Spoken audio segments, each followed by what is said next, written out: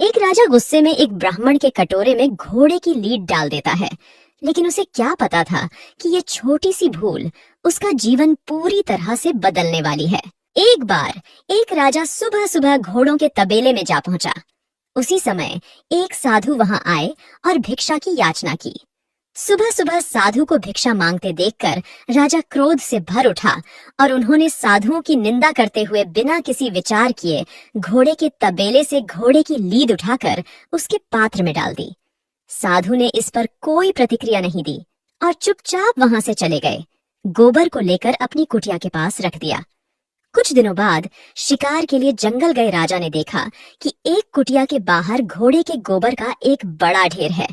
राजा ने सोचा, यहाँ तो कोई तबेला नहीं है और ना ही दूर दूर तक घोड़े दिखाई दे रहे हैं, फिर यह गोबर यहाँ कैसे आया? आश्चर्यचकित होकर राजा ने कुटिया में प्रवेश किया और साधु से पूछा, हे साधु, यहाँ न तो कोई घोड़ा है और न ही तबेला, फिर इतना सारा गोबर यहाँ कहाँ से आया? साधु ने धैर्यपूर्वक उत्तर दिया, हे राजन, यह गोबर एक राजा ने मुझे भिक्षा के रूप में दिया था।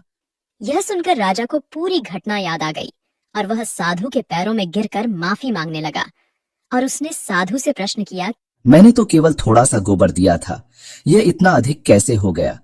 अब समय आ गया है जब यह गोबर उसे ही खाना पड़ेगा। यह सुनकर राजा की आंखों में आंसू आ गए और उन्होंने साधु से विनम्रता पूर्वक कहा, हे महात्मा, मुझे क्षमा कीजिए, मैं भविष्य में ऐसा कोई कर्म नहीं करूंगा। कृपया कोई ऐसा मार्ग बताइए जिससे मैं अपने दुष्कर्मों का प्रायश्चित कर सकूं। साधु ने उत्तर दिया, जब हम किसी को कुछ भी देते हैं तो वह वस्तु या भाव समय के साथ बढ़ता जाता है और जीवन में एक निश्चित समय पर हमें वापस मिलता है। राजन, यह उसी का परिणाम है। एक उपाय है, आपको ऐसा कोई कार्य करना होगा जो दिखने में तो गलत लगे परंतु वास्तव में गलत ना हो। जब लोग आपको देखेंगे तो वे आपकी निंदा करेंगे और जितने अधिक लोग आपकी निंदा करेंगे उतने ही आपके पाप कम हो जाएंगे।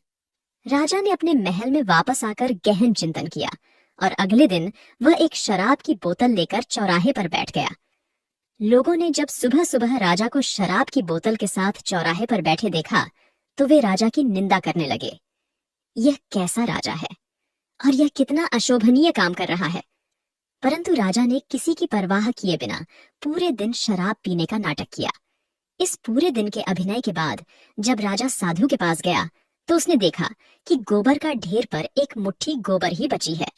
राजा ने आश्चर्य से कहा, हे महात्मा, ये कैसे संभव हुआ?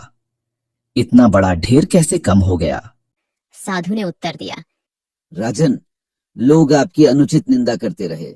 जिन लोगों ने बिना सच जाने आपकी बुराई की, उन लोगों में आपका पाप बराबर बराबर बढ़ गया। जब हम किसी की बेवजह निंदा करते हैं तो हमें उसके पाप का बोझ भी उठाना पड़ता है। जैसा हम किसी को देंगे वैसा ही लौट कर वापस आएगा। इसीलिए हमेशा लोगों की निंदा करने से बचें, अच्छे कर्म करें, इसी से जीवन सफल हो सकता है। इस ज्ञान को सुनकर राजा को गहरी समझ आई और उसने अपने जीवन में नकारात्मकता और निंदा से दूर रहने का संकल्प लिया। धन्यवाद।